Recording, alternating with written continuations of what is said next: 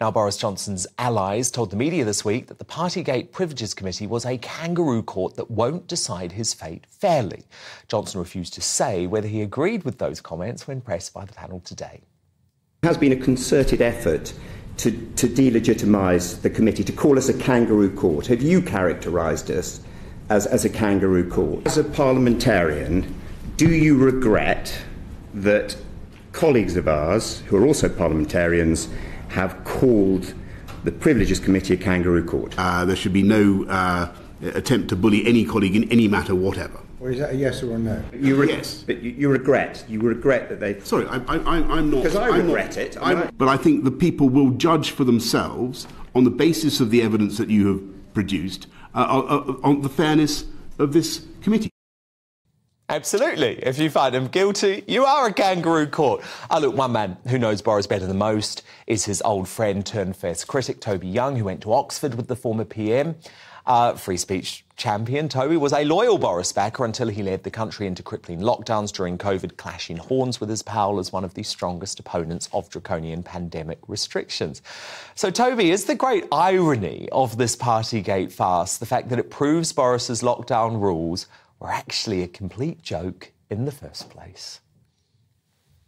Yes, he wouldn't be in this pickle if he hadn't imposed these absolutely absurd rules in the first place, and which he himself, as did many people, including me, found it very difficult to stick to.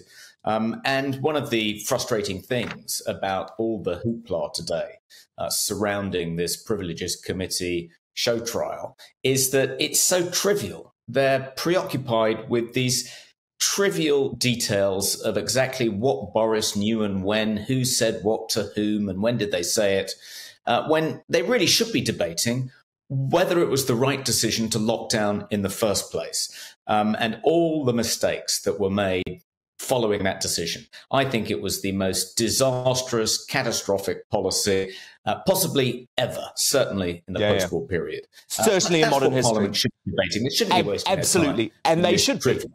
They should be, but they're not. So when it comes to the actual Privileges Committee, do you think that they at all got a smoking gun in their evidence today that would mean Boris Johnson could potentially be suspended from Parliament and then face a recall petition? Is there anything close to evidence proving that he recklessly misled Parliament, as they seem to want to claim? No. If they had a smoking gun, I think they would have produced it by now. They would have produced it this afternoon. There was no killer blow delivered. He wasn't knocked out. He defended himself robustly. He came out fighting. And but I think that the outcome of this trial has been predetermined. Dan, I'm sure you think the same thing. You know, the chairman of the committee is Harriet Harman, a long-standing enemy of Boris's. The investigation was conducted by Sue Gray, who is now Keir Starmer's chief of staff, and she won't say when she and Keir Starmer began talking about that. It could have been during the actual investigation into Partygate. I think that the way it's going to pan out is they're going to decide, well, there's no smoking gun. We can't prove that Boris intentionally misled Parliament. I think they'll give him the benefit of the doubt on that question, but they will find him guilty, I think, of being reckless. And they'll find him guilty of being reckless because he didn't correct himself. He didn't come back and clarify his original statement when he supposedly learned that exactly. I agree with you. The establishment fix on this is